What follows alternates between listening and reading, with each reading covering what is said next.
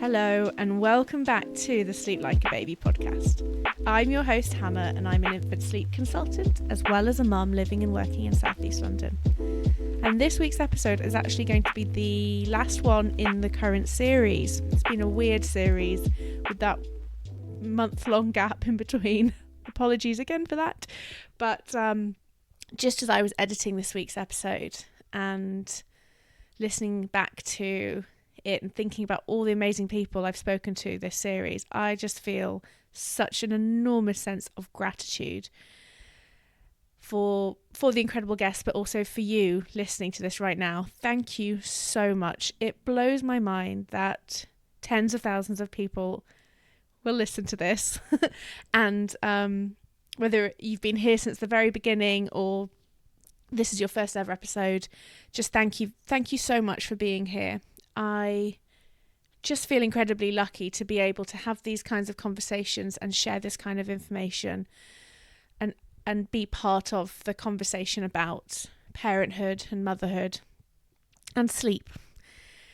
And my guest today, I'm not going to do a hugely long spiel because she is a familiar voice to the Sleep Like a Baby podcast. It is the one and only Olivia Hinge, who you may remember from series 1 where I interviewed her about matrescence, and she spoke incredibly beautifully and eloquently about that process of becoming a mother and of her experience as a midwife, as someone who had trained in infant feeding, and how she still found the process, earth-shatteringly difficult. And that has been something that so many people have written to me to say of just how reassuring and empowering that particular episode is because of the way that Olivia talks about motherhood. And it's funny because when I had her on, I had a very specific subject matter in mind. I think it was something like infant newborn feeding cues or something very practical. And actually,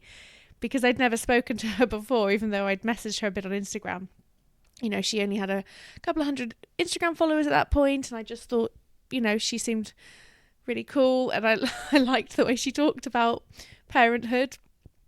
I didn't know it was then going to go on to become one of my most downloaded episodes, one of the most listened to. And of course now Olivia has this really big Instagram account with tens and tens of thousands of people who adore her as much as I do. So that's really lovely. And so we cover so much in this week's episode. We talk about essentially imperfection, I suppose, about how leaning into that and discovering your own sense of what it means to be good enough is actually quite empowering. It's not about aiming for perfection, and whether that's anxiety over should you use a sippy cup or not, or the pressure to have date nights with your partner, or thinking about this kind of romanticized, mythologized village that doesn't exist for you, all of these things. Or how do we cope with this information overload that we have today? All of the pressures and all of the kind of different ways we're sold perfection. It's a lot. And also, we're in sickness season, so we talk a lot about illness and figuring that out with young children. And I suppose, as with the first episode where I had a plan and then we just went off piste, I wanted just this week just to chat to her and share some of our thoughts about motherhood and about life. And that's exactly what it is. So thank you again for being here. And if you are missing my voice in between these two seasons, remember my baby and toddler sleep guides also include a PDF but also an audio version so that you can listen to all of the information if reading isn't your thing or you've got young children that make that harder to achieve. So my courses are also available, I suppose, as podcasts, and they're all available via my website, and I'll put a link in the show notes as well. And I'm also holding a webinar on night weaning in December. So again, all the information you need in the show notes. And thanks again for being here.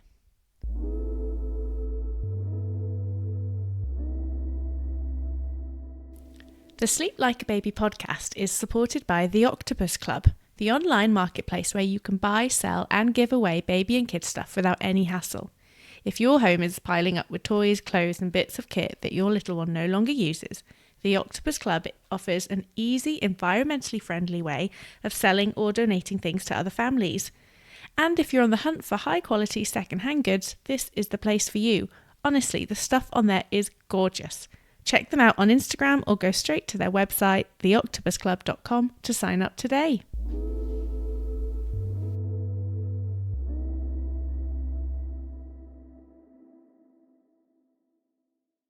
How are you doing though? You're very pregnant now. Yes. Yes. Yeah, I'm good, thank you. Yeah, I'm good. How are you? I'm good. I'm well. Yeah, I'm same old really. But yeah, you've got such a full plate with you're renovating a house. Yes. Yeah, you're working.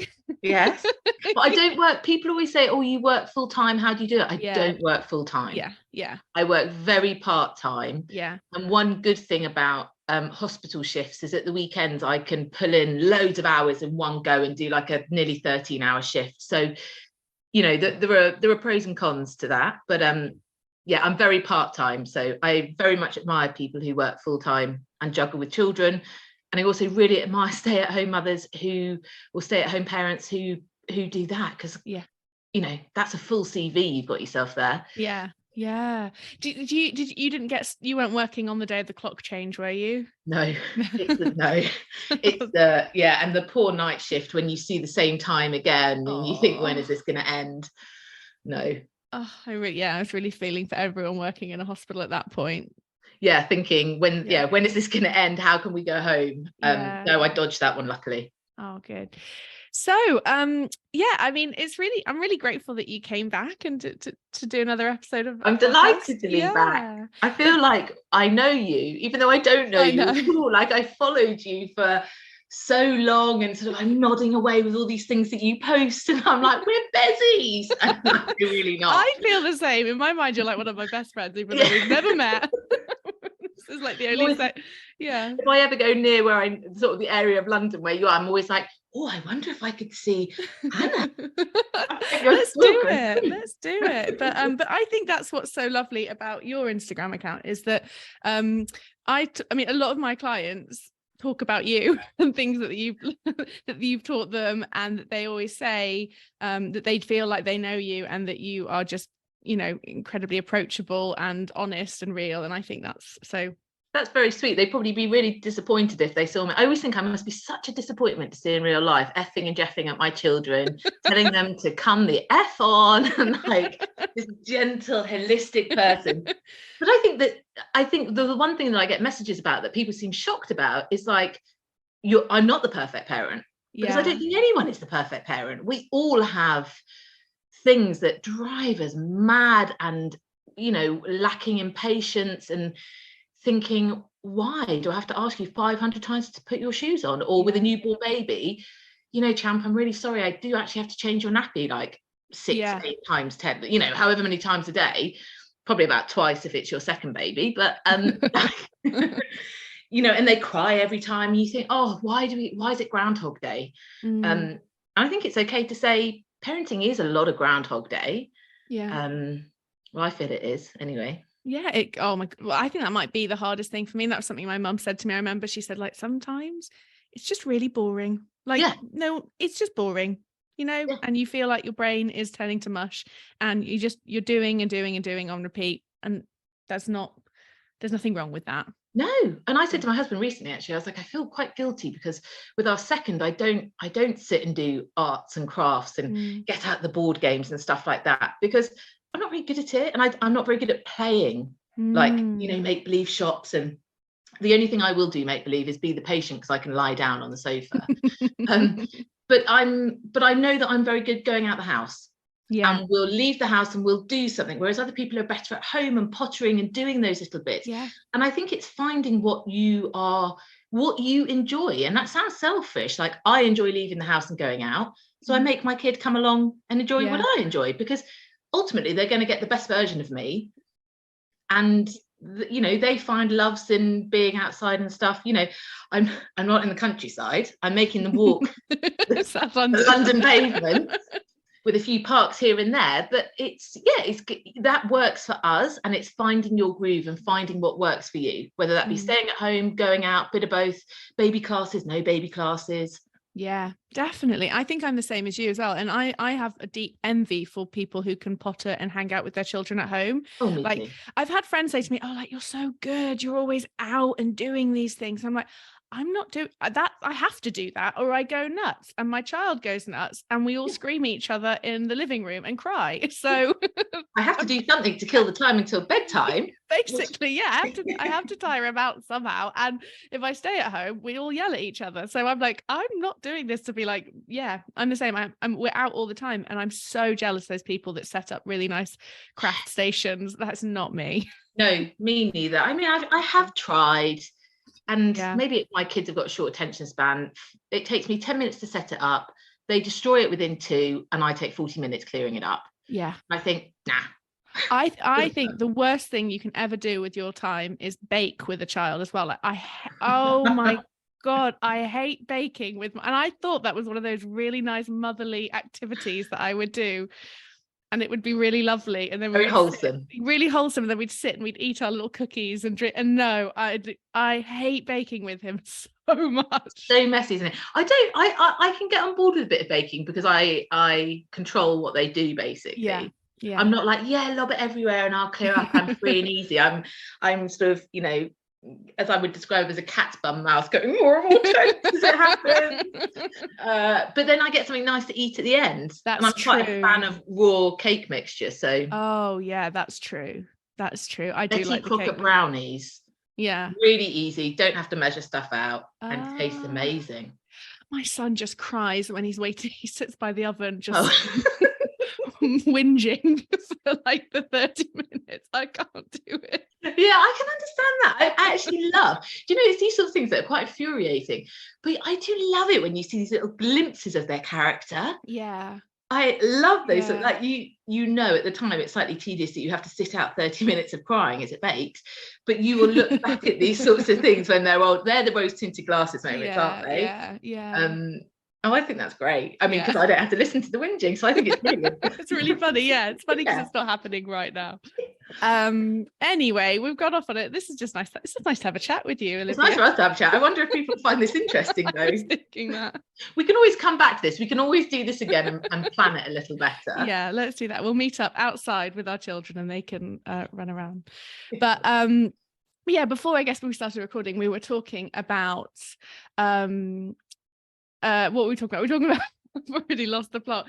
We were talking about illness. Yeah. How ill is your household right now? Oh God, you can't say that. No, I know. I'm actually a bit nervous to talk about illness. Me too. Why have you said that? I know, because I'm all the wood. Honestly, I'm so superstitious about it. Yes. I don't believe in a long nap. I think that's just a precursor to illness. Yes, me too. Me too. I never know. Yeah. I think lots of people, it's the beginning of ill season, and that really throws you with a little baby. No matter how you're I'm now thinking with a feeding head, but no matter how you're feeding them, it can really make things really challenging. Sleep, feeding, and worry. I've never known worry like it. I know. I have quite a lot of health anxiety actually that I have to really, really work very hard to keep in check because it can just spiral, especially when you're then tired and you've been up all night or long days and you're sick and you're feeling really vulnerable. It's so easy to spiral, isn't it, into into sort of, oh my goodness, this could become something really mega serious, or I'm super chill. Should I be super chill? Should I worry a bit more? Oh no, what should I do? Should I call 111 or whatever, all those sorts of things.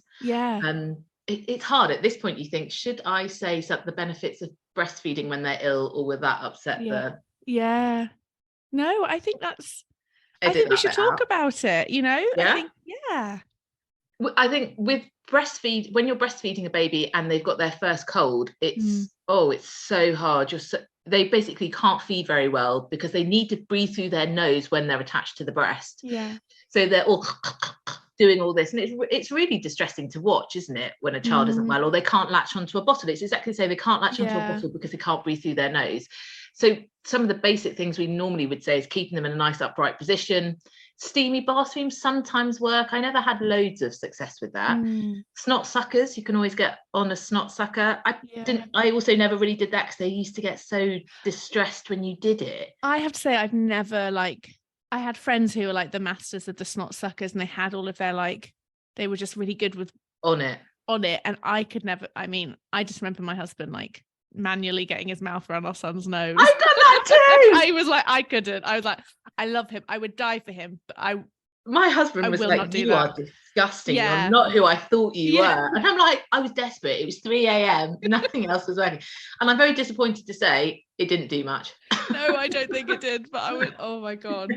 You've got saline sprays as well. I've seen people do on reels. They put the saline up one nostril and it shoots out these amazing snot things the other side. There's no way in hell my kid would sit and let me do that. No. You have to have a pretty placid kid, I think. Yeah, or I guess you've done it all day, every day since day one or something. So in many ways you're like, how can I help? And it's like, do you know what? You just got to ride it out. It's hideous.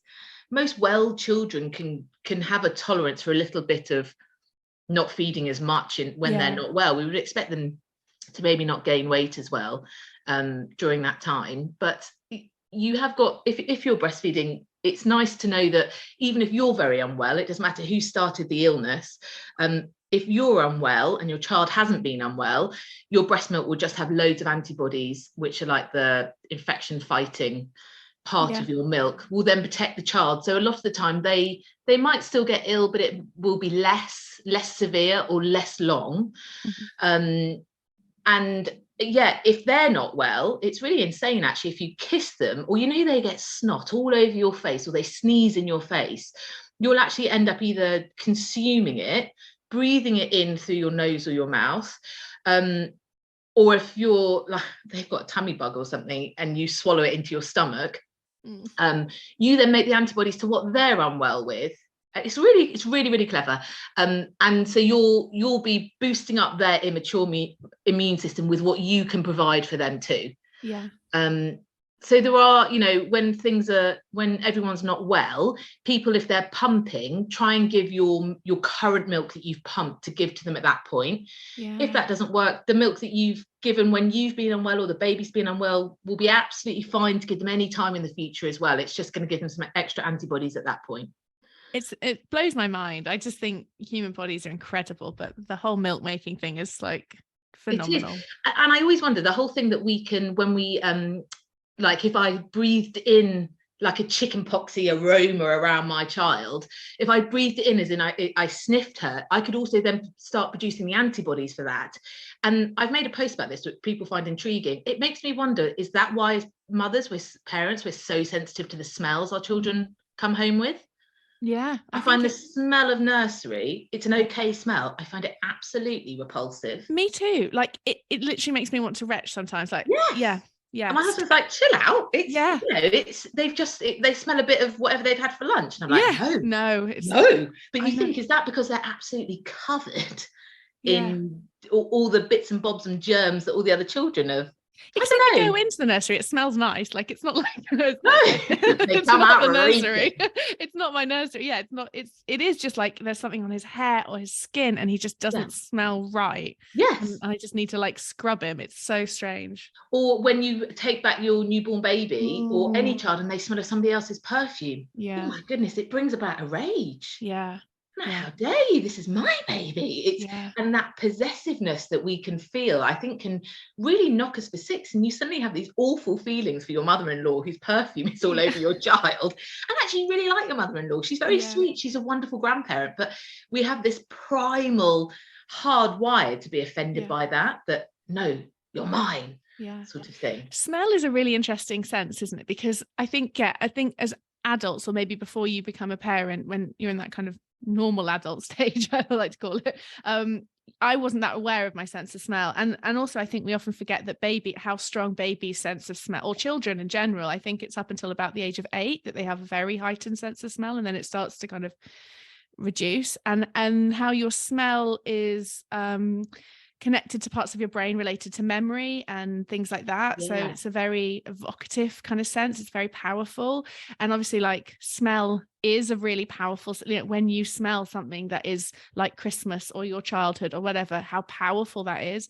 And all the studies they've done on babies where they've given them to other caregivers, but with an object that smells like the mother, they cry less, or they're more likely to be settled to sleep by other people. That's so interesting. And so sometimes, you know, I'll say things to clients or on Instagram of like, well, can you make that bed smell like you? Or can you put some breast milk on the thing or whatever? And I think sometimes it sounds a bit woo-woo, or a bit like, sure, like I'm trying to create a nice spa environment or something, you know, but it's really not. It's a real thing. Sleep, like smell, is so important. And I mean, we feel it anyway, don't we, as adults? Sometimes you miss the smell of your pillow, or, you know, with sleep and things like that, or the smell of my toothpaste, I think, cues me up, or my face wash that I use, all of those things. You're right. It does. When you say cues you up, you mean as in it's the slotting in building blocks of I'm preparing to go to bed. Yeah. I'm terrible on sleep hygiene. I totally disregard it. But actually, you do things. I do. I'm like, oh no, I'm anti-routine. I hate it. I hate feeling pressurized, yada, yada. But I do have a routine for myself. I go and I brush my teeth. I wash my face. I use the same products. I put my pajamas on. You do unintentionally have these building blocks. So when I get ragey that my kids aren't going to sleep because I couldn't be bothered to take them upstairs. And then I've rushed them through, can't put your pajamas on, brush your teeth, have a wee, come on, hurry up.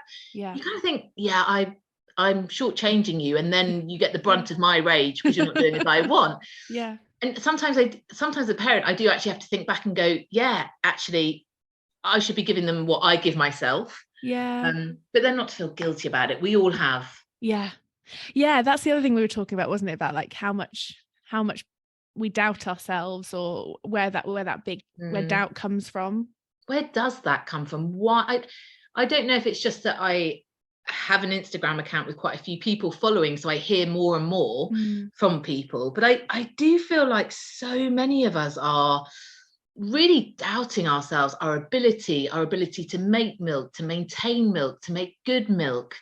If we're bottle feeding, to give your child the right technique, the right volumes, the right brand of milk. And I find it really, really, really sad that we are so. But then I think, is that also, I really don't know, these are just like thoughts out loud. But then I do think a degree of being concerned and worried about our children keeps them at the forefront of our mind. We are hardwired to be lionesses for them. Like to fight for them, to protect them. So it's finding this balance that's okay with going, do you know what, I'm good enough. I have tried my best. I'm doing my best. But also, keeping them safe, and it's hard, isn't it? I really wish that we could just be as kind to ourselves as we are to our mates. Say, mate, you're doing so well. Like, actually, these small things you're stressing about, let's put them in a bigger scheme, in the bigger picture. It doesn't, you know, so many things actually really don't matter that much. You know, kids have to see the imperfect version of you to know that actually you don't have to be perfect all the time. You're still loved, you're still brilliant. Even if you don't get 10 out of 10 in your spellings, even if you don't manage to tie your own shoelaces. Because we don't want our kids to, we desperately don't want our children to have like this poor self-esteem and stuff. And I think that's quite a thing that our generation has. None of us want that for our children. So we treat them with kindness and respect and stuff, but we don't do that for us. So we should lead by example and be like, do you know what? I'm good enough as I am. Imperfect. I'm very sweary. I'm impatient. And it's saying to them, I'm really sorry I shouted at you for XYZ. But I'm a person. I'm a person. You're a person. You rage at me when you can't get your Lego together, you know? I wish we were all kinder to ourselves and more believing in ourselves. I think so. And I'm such a hypocrite because I'm not kind to myself, but I'm constantly telling other people to be kinder to themselves. And I think again, but that shows that you're not perfect, and that's okay. I think also we have so much information on Instagram. So much, and from specialists, and sometimes it's difficult to define who a specialist is. And are they basing their advice on evidence and like on proper stuff that's being trialed in research. So actually, is it really important that we feed our children with an open cup? Are sippy cups really the absolute worst thing in the world? Yeah. There is some theory that, you know, maybe they're not brilliant 24/7, but actually there's no evidence. Yeah. And I thought, you know what? I stressed out about buying the right brand, trying to get my kid to drink from an open cup. And actually, I didn't need to. Yeah. She's now 3 and he drinks out of an open cup. Ditto. My son had a sippy cup for a long time, Yeah. and he's absolutely fine. He hasn't had a sippy cup in a year now. And Yeah. I don't think I even really did anything to... No. I just started giving him more of an open cup and he was fine. Exactly. I mean, if there was robust evidence that said, you know what, they're really not brilliant. Yeah. Okay, that's one thing. But there isn't. There's Yeah. just, you know, it's... And I would never have known anything. I didn't know anything about that with my first. I was oblivious. She had that tummy tippy sippy cup, loved it. I was great with it. But then with my second, I'd seen stuff on Instagram and I was a bit like, oh no. Yeah. Sometimes ignorance is bliss. I think it's really interesting. Yeah, allows you just that, because I interviewed my 90-year-old granny for this podcast in September, and you know, she really had no information. You know, she knew absolutely nothing about birth going into it, like nothing at all, and knew very little about child rearing, and all the information she got was either from her GP, who she could see anytime she wanted, actually, like she would just she'd go all the time, a local kind of mother and baby group run by local nurses, and her mum, and that was it. Like that, you know, obviously she had friends and things, but the actual information, really, she didn't know anything about, you know. And you know, there's obviously huge drawbacks to that. She's like, I wish I'd known this, no one talked about this, blah blah. But then she didn't have that anxiety of, you know, because mothers today already have a pretty full plate anyway, and actually worrying about whether a sippy cup, or oh, my child was sleeping in the car and their mouth fell open, and are they now a mouth breather, are they going to have oral facial issues for the rest of their life, are they going to be all this stuff, now they got ADHD because they were mouth breathing and all this stuff. You know, you can really go down a rabbit hole of pathologizing everything, or, you know, I think we've gone a bit too far, or maybe, I don't know. I agree. And I also think that we have lots of services that you can pay for, private services, booming businesses. Yeah. You know, I've had people reach out that they've got an unsettled 2-week-old, and they've had a review by, I can't quite work out what the person is. It's like quite a traditional sleep trainer and a reflux unsettled baby specialist is what they would say. Yeah. People are spending $350 on this. It's a lot of money. And the plans which I see, I'm just like, oh, this is for like a 3-week-old baby, and it's shocking, and it's not going to benefit breastfeeding in any way, the advice that they give. Some of the advice is just outright dangerous, you know, like unsupervised sleep, and also, again, pathologizing, you know, really making this mother think that the child has got all sorts of health problems, like sleeping with their mouth open, and they've got allergies. And it's like, actually, mouth breathing and your jaw slackening open when you're asleep are two totally different things. Like, I wake up in the night and I'm like, and my mouth is open because I'm totally relaxed, whereas I'm not mouth breathing, I'm breathing through my nose. They're two very different things, and to plant in a new vulnerable parent's mind, you know, you've potentially got these 3 or 4 major issues. It's terrifying. It is, isn't it? And it's hard to shake that off. It is. What's normal newborn behaviors, what's not, you know. I know that you had an experience with reflux with your son, didn't you? And that is a really hard thing, because there is obviously that normal bit of vomiting, but a child who is crying in arms all day, every day, and actually vomiting with every feed, in between feeds, lose copious amounts of milk, that is not normal. And that needs investigation. You need support. Refluxy unsettled babies are as much of a sort of health problem as it is psychological problem for the parents. It's incredibly hard. But we've now got everyone whose baby maybe brings up a bit of milk panicking and receiving medication from GPs. And I understand why GPs are giving out medication, because parents come in and say, my child has XYZ and I want XYZ medication. It's a bit like we used to be with antibiotics. We used to take our child in with a cold and then expect to come away with antibiotics, you know. And now reflux is this thing, and we're expecting to be sent home with medication because that's what everybody else around us is doing. But unfortunately, what's then not being happened is people are not being counselled properly on the pros and the cons of these drugs.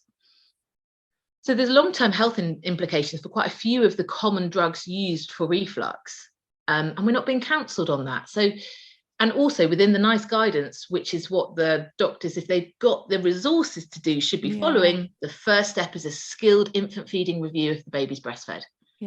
9 times out of 10, you're going to get to the bottom of what's going on in that appointment alone without medications, supporting the parent and understanding what's normal behaviours. You must see it a lot with normal sleep as well.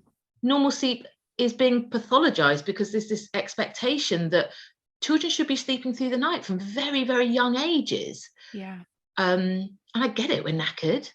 Like, that is the hardest situation actually for me as a sleep consultant, is when I have someone whose child is clearly really normal, and but they're paying you for a service, and you know, because I'm not saying that normal is easy. That's the thing, you know, that they are, I can see that they are really struggling, or or they just don't have the support they need, or you know. So I do think there is enormous power in knowing it's normal. I think that helps me as a parent sometimes, like knowing actually that's to be expected. That takes some of the mental load off. But I mean, sometimes people have to really, you know, I get people saying, I really just have to really unlearn some stuff, don't I? And I'm like, yes. And I think I did as well. Like, you know, if you've always been told that sleep looks like this, then and it doesn't, it can feel even more exhausting when your child doesn't sleep that way. And one thing that really grinds my gears, and I've been thinking just how, it's made me really angry in the last couple of days, is I've seen a lot about like all this idea that all children should be good sleepers. There's no such thing as a bad sleeper as a baby. All babies can sleep through. And I think how like, that's so ableist, isn't it, anyway? Because if you think about a child who maybe has some form of sensory processing issues or something like that, they're not going to sleep like, I don't know, a child who's more kind of neurotypical. And there are all of these messages out there just saying all babies are the same, just do this, here's my very expensive kind of roadmap to do it, and you're an absolute only failure. One way, you can only do it one way, even though we are all so different. But I think I wanted to go back to what you said about how our brains do become more sort of hypervigilant and obsessive. Like, you know, I do think that, you know, going back to that concept of matrescence is really important, because I was actually talking to a client about this yesterday who was really beating herself up about, she knows it's her fault, she's overthinking everything, and she kept blaming herself, and I just wanted to explain to her, and you reminded me of it, of, you know, your brain has changed. You are overthinking for a reason. This is actually an evolutionary way to keep your child alive. You actually kind of need these obsessive thoughts and crazy thoughts to think, because our children are so vulnerable, you know. You need a bit of the crazies to keep you going in a way. But we're finding a balance, aren't we, with like your 90-year-old grandmother who ignorance was a bit of bliss. We are so bombarded, and we're sensory bombarded. It's audio, it's visual, it's what we're seeing around us, it's everything. We are totally bombarded with what we should, I say in quotes, be doing. And we're losing that sense of, actually, my brain is really wired up to do this. Can I allow myself to think what's right for me and my child? And that won't be the same as for your neighbor or your friend. I feel like as well with perfection, I feel like we're kind of getting somewhere with, I think that I see a lot about forgiving yourself for yelling, normalizing rage, you know, shouting and repairing and rupturing. I see a lot of that, but then like we can't forgive ourselves for not being perfect around things like sippy cups or or breastfeeding or other or how we things gave birth, or how we gave birth, or so we can sort of, I think maybe we're starting to normalize, like, everyone has these difficult emotions are fine, but you still have to be perfect in all the other ways. I don't know, I've had, I mean, on my Instagram account, I've had a bit of a moan and just a bit of a moan really about some of the stuff around birth I see, because obviously I'm a midwife, and that's my paid work, is actually working within the NHS in a labour ward. And there are all these accounts that are what I feel very purist. Saying birth should be XYZ if you do XYZ. That's not how it works. Yes, we have way too much intervention. And yes, we're offering inductions when we probably don't have robust enough evidence to support it, and it's a sticking plaster to try and solve some problems, but we are not getting to the root cause of the problem. Yes, there's a lot of that, but you have not failed. One lady was crying to me like she wanted an epidural, and I said, that's okay. Needing pain relief is okay. You are not a failure in any way. It's as if we're disregarding that labour dystocia is not a problem. It is a problem. It is a real thing. And she said, it's because I haven't kept my jaw floppy enough, isn't it? And I was like, what do you mean? And she told me about this, all these accounts that talk about if you've got a floppy jaw, labour will progress well. It's just not how things work, Yes, intervention is a problem, but you have not done any one thing to cause it's the system, as over medicalizing things, over vigilance, stuff like that. But it is not you as the birthing person that has not done XYZ to result in the birth outcome. We have to remember that birth is a precarious time. It's very sadly, we would not all have the perfect birth if we had done what this person said, or if we didn't have any medical intervention or stuff like that. Very sadly, that's not how things work. But what I wish we could all tune into more, myself very much included in this, with my first birth, is could I tune in to know what my instinct is telling me? So I was booked for a home birth at home, and I'd had a very, very long latent phase, that early phase of labour. And I suddenly just stood up from the birthing pool, rose up naked and said, fuck this, I need to be in a hospital. It was just this moment of clarity. And I just had this instinct that I'd been pushing down. No, it'll be fine. It's all fine. It's all fine. And I just had an instinct. I needed to be somewhere with more support.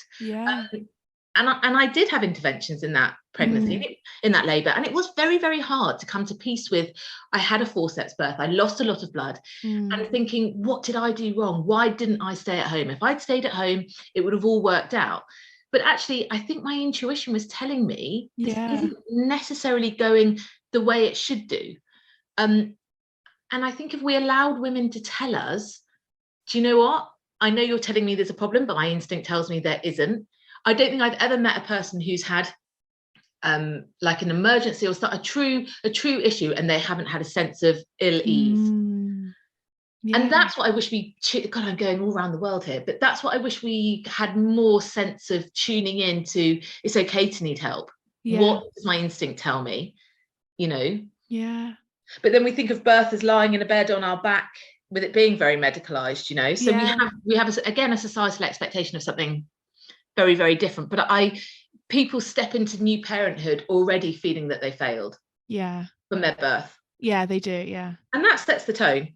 And then I go on to fail at breastfeeding. I haven't done that. You see your self-esteem just going vroom. No wonder we're over worrying, over analyzing, doubting ourselves.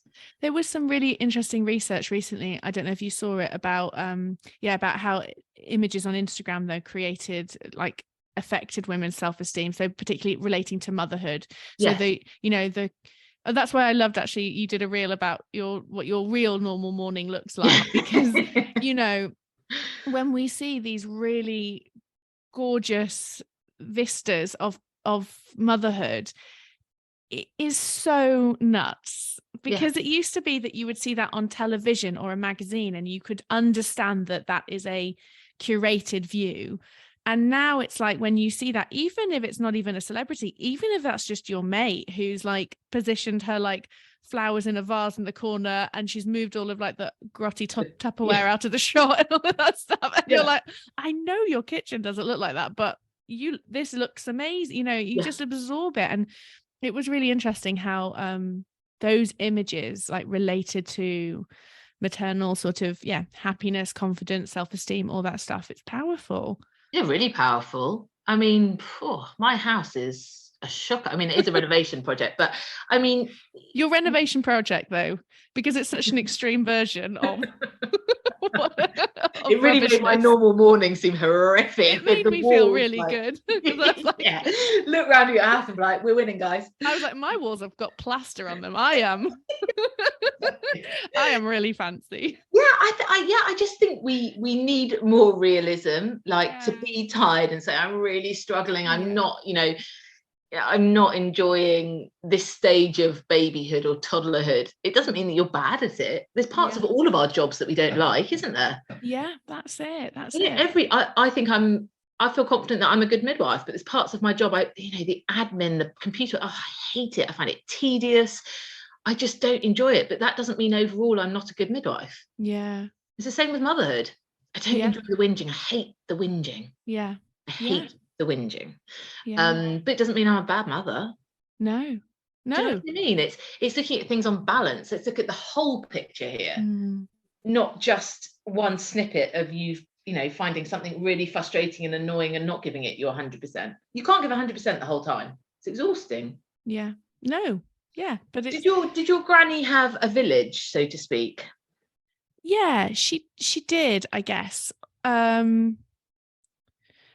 Yeah, she did all the she was quite an unusual, I guess. So her mother, it's a bit of a scandal. Her mother was a nurse and was nursing a gentleman who'd been widowed, and he was a lot older than her, and he had an older child already, like a kind of, and so they fell in love essentially. Oh wow. No, actually, sorry, she'd been nursing his wife, I think, when she'd been dying. That's right. And he was much older. So this is my great grandmother. And so her mother was like, had this very much older husband. Like her father was older and her mother worked as well. Like that's her thing. Like my granny was a working class woman. Her mother worked. My granny worked. Which is quite, I guess, unusual. Quite unusual, isn't it? Yeah. Yeah. So she was, in the 50s back at work with babies, and all of this stuff, and had her mother working. So, yeah. But I suppose she did have more of a village than a lot of us do today, in the sense that, she said there was a mother and baby coffee morning every morning that she went. They gave her biscuits, they chatted, all of that stuff. The infrastructure was there. Did she have family nearby? Did she? No, she didn't actually. Again, because I think she was born into this kind of, a bit of a scandal, and she was the only, So she didn't actually have a lot of family, I guess. I think that's quite interesting. And then when my mum had children, actually, my granny, her mum, didn't give a lot of support to her, and I often wonder if that's because that she didn't actually have that for herself, and she didn't. That wasn't her norm. So, but anyway, I look at my other side of my paternal grandparents, and that was a classic sort of village of like, lots of cousins and aunties and uncles around in the home helping. My other grandmother had home births in like the 50s and 60s, which I think is weird. I don't know, maybe that was more normal. I don't know. Yeah, I think that was sort of that time of transition, wasn't it? Yeah. 60s, 70s is when it was all brought into the, brought into the hospital. I'd have to double check my textbook on that one. I love that. Yeah. She was like she was the opposite of sort of a crunchy, she was very like traditional, and certainly, never breastfed or anything like that, or co-slept or anything, but it was quite interesting reading. Anyway, but what about your family side? Did you think your grandparents had more of that village? No, I don't think so. I mean, I don't know. I'm not a great one for family history, but no, my mum, my parents were in London when they had us, and I don't know that much about my grandparents' setup really. I know that my dad's mum, she had one son, and then waited quite a long time and had twins. My dad is a twin. So I think she had her sisters nearby, but they had their own families, their own children, their own stuff. It certainly wasn't this, open door policy of everybody walking in and supporting and, anyone pick up a baby sort of thing. I think both of my grandparents had quite a hard time balancing children, relationship, work in a very similar way that lots of us do, really. Because we look back and think, we should all be in a village and, we're all doomed because we don't have that. But I actually think it's quite a long time since although people do still have that, actually, don't they? People that, maybe it's mythologized too much though, and even if you do have a lot of support, I still think it's hard. So maybe it's like, if you feel, I don't know, if you don't have it, you crave it and you feel like, and obviously it is missing, but then if you do have it and all that support and you're still finding it hard, maybe you're then like, well, I'm just rubbish because I've got all this support and it's still bloody hard. Yeah, it's still really hard. And so I always think there must be a time where you think, will you just get out of my house and leave me to it? Let me walk around in my pants and just let me be. That whole text or call before you come round when someone's got a newborn. We're saying one thing, you need a village, but then we're saying the other, that actually don't just turn up. No, just leave me alone and just leave me alone. Send me some food and go. Yes, drop at the door and run. It's interesting. I think friendships are really interesting once you have children as well. Friendship can very much, we both live in London. I don't know about you, but most of my friends don't have families nearby. So lots of us learn to survive, on friendship and childcare, paid childcare.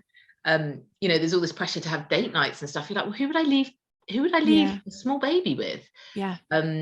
You may have a really good relationship with somebody that you could pay, but that can feel quite daunting, leaving at quite a small child with someone that isn't a family member. I think most people would prefer to leave them with a family member, but lots of us that don't live near family, that's really hard. But you're under the pressure to have date nights, because if you don't have date nights, your relationship's going to fail. Me and my husband have had, I think, one date night in 3.5 years, and we were both like, meh.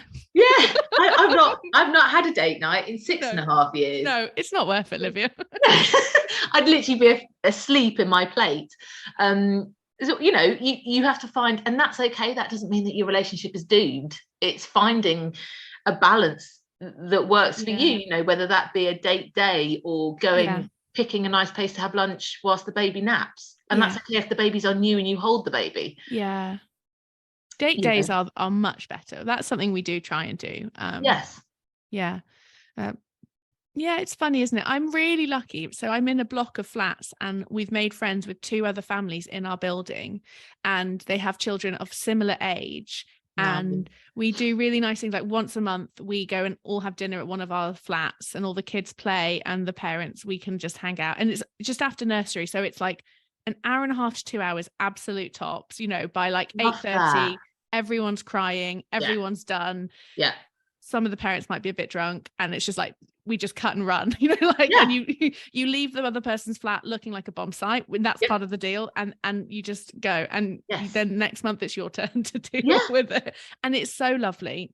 I absolutely love that. That sounds like it's different. I found it very hard that sometimes you do have to, some friendships don't survive you having children, and that's a really, really hard thing to come to peace with, that actually life moves on, you have seasons, and it's I think a lot of people feel a lot of social isolation when they have children, because it can be hard with a newborn to make friends, because it's kind of putting yourself really forward, isn't it? Because the baby's not going to give you much conversation. No. Do you know what I mean? It's not like with a toddler where you can talk a bit, then you can pull the toddler into the conversation. It's as a new parent where you might be doubting yourself and feeling vulnerable, to then go out and make friends can be really, really hard. That was one of the hardest things, and I'm a pretty sociable person, and I found making new mum friends incredibly difficult. What about you? I even though I was a midwife, I paid for antenatal classes. They were the most expensive friends I've ever bought in my life. And they are a great bunch of people, and the first year that most of us were on mat leave, we met up regularly. They would sometimes meet up in the evening, and I just couldn't do that. Like I just never really been into pumping at all. And yeah, I didn't feel ready to leave my child at night. Yeah. And like I needed to put them to sleep because I breastfed them to sleep. So they would sometimes meet in the evening, but it was we were all totally different people, but that actually was a beautiful thing. Because we all came to it with a different idea of motherhood. So yeah, I never felt judged by them or anything, even though I was there, you know, bed sharing and breastfeeding 24/7, and lots of them weren't. But I wouldn't say that I made friends for life from that. Yeah. But I've met some amazing friends actually, just locally, being in cafes, and just I'm also a social person, but I would never normally start the conversation, if that makes sense. And really having to dig deep, put my big girl pants on, and make that first comment. Something totally that you cringe about afterwards. It's something about, I don't know, the child's outfit, or I don't know, their nappy bag, or just something just to start that conversation. And 9 times out of 10, that person looks at you relieved to be like, oh, I kind of wanted to start conversation too, you know, you did it. And yeah, I think it's about seasons for friendships. You know, you may make friends for that first year of their life or first 2 years, and then it pitter patters out because your child's have different interests, you have different interests. I do think you change when you become a parent. I do think your interests change, your priorities change, and it can be really hard to maintain friendships that aren't revolved around what your current situation is. You know, you don't want to be a bore and just talk about your kids, but if you're at home for that first year, if you don't talk a little bit about your kids, you can feel a bit like, I've got absolutely nothing to add to this. I've got nothing to talk about. You know?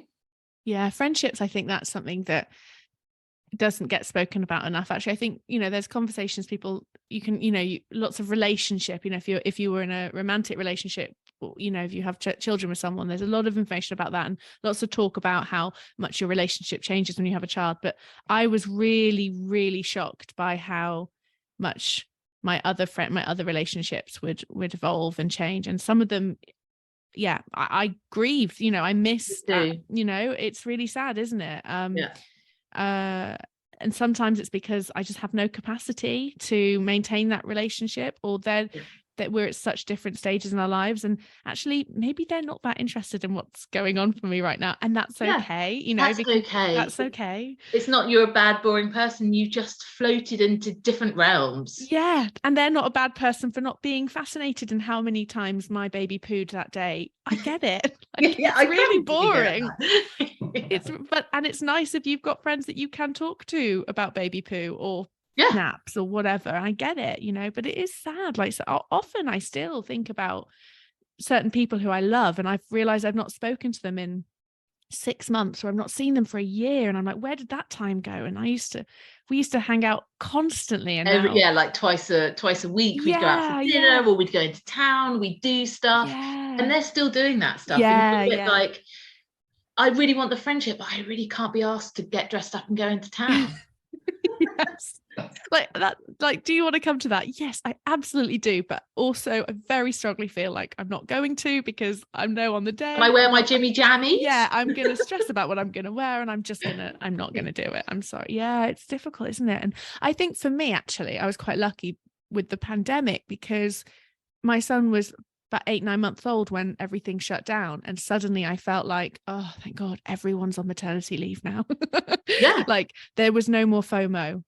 And I couldn't meet up. No. And actually my social life was brilliant, because we did Zoom things and no one had to leave. And obviously it was also very hard and depressing and a sad time. And but selfishly, you know, from a social point of view. And then when things started reopening, I guess, and then I saw people then go back out into the world, and I felt like I was still behind with this very needy little person, and I was still in my pajamas and still not leaving my postcode. Still not got a bra on.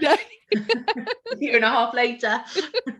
I still wear I think, oh no, maybe I'm wearing a real bra now, but I still wear my nursing bras. I haven't breastfed for like 2 years. Yes. I mean, do you ever give those bad boys up? Will I ever go back to underwire? I don't think so. I bought myself one this summer as like a sort of, you probably should. It's been a while. And now it's still sat at the back of the drawer. Yeah. Anyway, sorry, but it's difficult with friendships, isn't it? I think, and like I say, you can come back to blaming yourself. You can come back to that doubting yourself, like, oh, it must because now I'm a mum, I'm not interesting, I'm not this, I'm not that, I should be more fun, I should be more this, I should be that. And it's this this bouncing back idea, I guess, rather than seeing motherhood as a transformation. But it's also looking at those, what I found very, very hard is that I very much felt like the only person who couldn't or wasn't happy to leave their child be put to bed by somebody else, but obviously their dad. But then my other friends were very happy to from very early on. And, you know, I felt very judged for that. And I don't think I was judged for it. It was like, that's you do you, that's how you're going to parent. And also I've never spent a night away from them. You know, my eldest is 6.5. My husband can happily put them both to bed and does twice a week when I'm at work. But, you know, that was from a year, 18 months onwards, sort of thing. And I tortured myself with, that's the only time I've ever felt judged. I'm quite confident in other ways, and I'm like, oh, you know, bugger off, I'm going to do what I want to do. I don't care if it's not the norm. But I really struggled with that, with not leaving my children early on to be put to bed by somebody else. I mean, I could have pumped, but I would find it really distressing. And I thought, would I enjoy being out the house and away from them? Actually, probably not. Like, I was really happy at home. I think that I don't have an answer for that one. And I get lots of people saying, well, what did you do? And it's like, what I had to do in the end was look at, hopefully, my whole life as a centimetre, as a ruler, and think, actually, this is, looking at it in centimetres, this is a very, very small part of my life where my children need me, and I need my children. And that's another thing you feel dodgy for admitting. Actually, I want to be at home. I want to be present and here, and I'm not going to enjoy something until I feel ready. So please just wait for me. Do you know what I mean? It's that classic thing of, we all know I'm not going to come, but I still want to be invited. You know? But you know, it's not a criticism of other people, because life goes on, everybody is busy. But yeah, I had to really look on, let's look at the grand scheme of things. I was a bit younger than some of my other friends when I started having children, and I was like, I had to keep saying to myself, I'm going to go absolutely mental in my 40s. I am going to go buck wild. We all know I'm not. But in my head, I had to think, do you know what? This is a short amount of time. This is not going to be forever. And try to keep some perspective of it, and reaching out to people who I made some internet friends, and they were all in the same boat. And that made me feel really, really normal. And actually, I'm not the only one that's stuck at home. And yes, I felt resentment and anger towards being stuck at home. But these things do get better. And I think when I had my second, I had a bit more foresight about these sorts of things. But also, COVID happened. So my daughter was 3 or 4 months old, my second, when it all locked down. I was so delighted. I felt no pressure to leave her. It was actually really heavenly. And it made me reflect and think, wow, I really felt pressure. Put on by myself. I feel the same. That I'm like you. I don't like, I've had a few nights away, but I've only done it for very, very, very special occasions, like a wedding or you know, it's one of my best friends' hen do's. But I and this is no judgment, because I also have some very close friends who've had loads of nights away, and they are the most amazing, brilliant parents. And I don't think I'm not saying I love my kids more than they do. No, but they had like that's not it. It's all just about what's right for you as a family. And you're so right. It's not a criticism of people that get away from their children earlier on. I think I'm very jealous. And they probably fill their cup. They're better at filling their cup and coming back. I bet they come back and go, do you know what? I needed that. I feel so much better for it. But I would not have felt better. Like, you know, my own, maybe I'm the needy one and not my kids. I don't know. I don't know, but it just wasn't right for me. And that's not a judgment if it's right for somebody else. We all do things so differently. As my colleague at work says, you do you, babe. And that's so it. But it comes back to that idea that there is this one way to do everything. You know, there's one way to feed, there's one way to approach sleep, there's one way, to sleep train or whatever. There's all and there's one way to be a mother, there's one way to be a family. And that's the problem, isn't it? And then you start to feel apologetic for saying that's not me. And I shouldn't feel apologetic to say, I don't want a date night. Why do I feel like I have to then say, but if you do, that's fine? Because that should go without saying. Yes. We all have different preferences, different flavors, different likes, dislikes, different ways of doing stuff. And I think you're so right in that I always think, I always say to people about eating. So we all eat in totally different ways. Some people are grazers, some people are big meal people, and then they go long stretches without. And yet we all expect our babies to eat, sleep and poo the same. We all have different pooing habits as well. But we expect every baby to do exactly the same. And if they step outside of that, we're panicking. Whereas we sometimes need to look at the big picture. Every baby has a temperament, a character, like a sense of themselves, even from a newborn. Some babies do not want to be put down. And that does not mean there's a problem. I know that you talk a lot about temperament with sleep and the whole sort of orchid child who needs careful cultivation and nurturing, and the environment has to be just right for them to bloom, versus your dandelion who actually can grow and thrive in very different environment. Is probably a very easygoing child. I remember reading those two things with my first, who's incredibly intense, and thinking, I'm neither. Like, she's very chill and happy if I'm holding her. If I handed her to somebody else, she'd be an orchid. So I was a bit like, what are we? We're somewhere in between. We're a nice rose or something.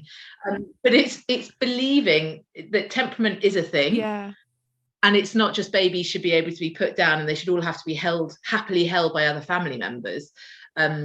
She was my absolute limpet for a good 2 years. Really, really needed so much support to sleep. Used breastfeeding as it was a 24/7 occupation, for her that was. And I think had I been more on Instagram and seen more stuff, I would have been looking and looking and looking and looking for a problem. Whereas now I look at her as a 6-year-old and she's intense in her character and the joy that she brings, the happiness that she feels. She is just a little rocket of a person, whereas her younger sibling, much more laid back, much more chill, easygoing. And they had exactly the same parenting. It really brings it into stark contrast that it's, it was made out that I was too intense and I held my first too much, and that is why she was like that. But it wasn't. It was just her, and I was responding to the path with least resistance. Yeah, but that's hard. Leaning into it when you're told everything, all the leaning in is rods for your back. It is so hard. I do think there's this again, like with my son, tongue-tied, refluxy, very frequent feeder, but also when I think about his personality, he is like his nickname in our family is the LPB. He's like the London party boy, because he is incredibly, I know, he's incredibly social, and he is just such a party animal. Like my mum called it from day one. She's like, he was alert and he wanted to look at everything, see it, and still he is just like, if there's a party, he is right in there with everyone, and he is just so. Yeah, he was never going to be that baby who was going to do a good 20-minute breastfeed in a cafe. He was always going to like look up and have a look around, and and so yes, he had a tongue tie, and yes, he had a crap latch and all of that stuff, but also he was just that baby, like, and he still is. And can I get him to sit at a picnic now and even eat an ice cream? No, he'll have a nibble and he's up, and he's like, that is who he is. I still can't get him to sit. It's my life's work to get him to sit and eat food and and craft nicely at the table. And craft and bake. And bake. Maybe I am the problem, Olivia. I do think that you look in the family, and I do think you see perhaps your child's temperament in somebody. Yeah.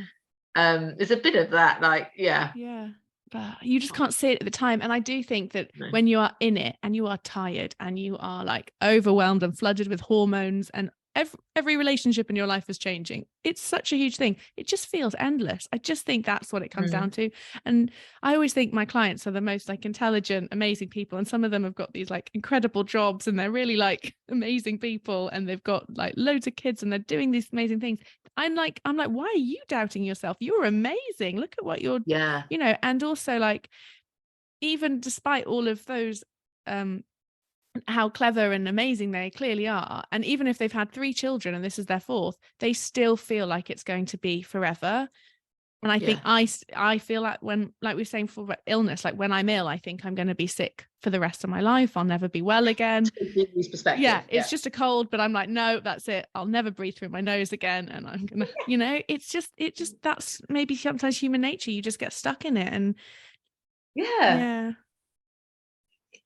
motherhood, parenthood, it's really complex. And we come at it from a very different viewpoint, that everything in my life prior to having children, if I wanted to do something, I'd work hard at it, I'd study, I would make it happen, and I could make it happen. Yes, that's very privileged me, but I could work hard, I could, you know, study and make differences that way. There's nothing I could do to control my child. And that, for most modern people, where we can control a lot of aspects of our lives, to not be able to control this tiny little baby is infuriating. It's very, very hard. It is, isn't it? That's it, I think.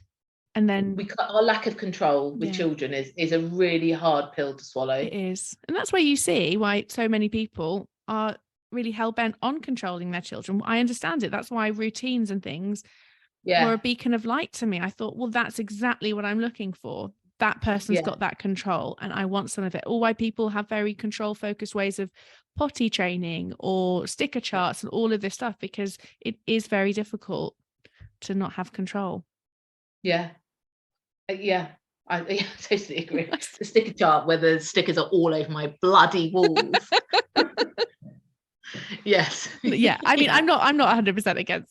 I'm not, sticker charts aren't like the devil's work or whatever. I know some people have very strong feelings about sticker charts, but there's so many things in my journey as a parent that I have sworn I would never do. Yeah, me too. Surprise, surprise. What am I doing now? Pick your battles. There's, you know. My 3-year-old had a Lindt chocolate ball for breakfast, so good choice. Was it milk chocolate? It was, and it was only because I'd eaten them last night and I had made the grave error of leaving them out in the living room. And he was like, well, what's this? And I was like, well, I think a good parent would take it away and set a firm boundary, but I couldn't be bothered. So no, I caught my children having Pringles the other morning for a little add-on to their breakfast, and I was devastated because salt and vinegar Pringles are sublime in my opinion. Yeah, they are. And they're not to be wasted on them. No. Sometimes what I do actually now, and maybe someone else might find this helpful, is I think about someone who I think is a really good mum or dad. And I think if they told me that their kid had a Lindt ball for chocolate for breakfast, would I think they were a bad parent? No. I would probably find it quite funny. So I think, if Olivia told me she had just done this, would I think she was bad? No. So why am I doing that to myself? And that really helps me. I think that's where, because comparison isn't always a bad thing. You know, it's inevitable. We're going to compare ourselves. That other thing of like, don't compare yourself to others. Like, how can you not? That's like saying, you know.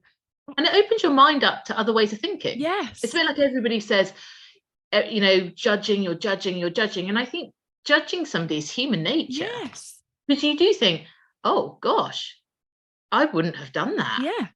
But then you ruminate on it and you sort of think, well, actually, maybe they need some support. Maybe I need to be a better friend, or maybe they are onto something. Yeah. And actually, that's not the terrible thing I thought it would be. How many of us have said, my child will never watch an iPad or my phone in a restaurant? For example. Yeah. So many of us. Yeah. I still stuck with it with my first, with my second. Do you know what? I want to have a meal. I'm paying for it. I want to be able to have a conversation. Do you know what? If you're going to sit and watch that for 10, 15 minutes, that is not the end of the world. That's it. It's for me, and that's my tolerance. I understand for other people that's not going to be okay or acceptable, but then there's going to be things that they do that I wouldn't do. Yeah.